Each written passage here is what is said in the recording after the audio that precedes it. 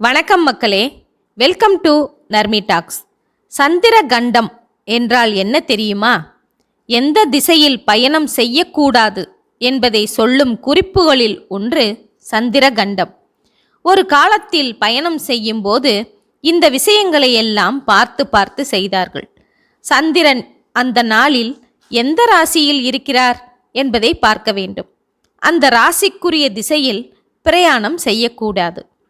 மேசமும் ரிஷபமும் மேற்கு, மிதுன ராசி வாயு, கடகம் சிம்மம் வடக்கு திசை, கன்னி ஈசான திசை, துலாம் விருச்சிகம் கிழக்கு, தனுசு அக்னி திசை, மகரம் கும்பம் தெற்கு திசை, மீனம் நைருதி திசை.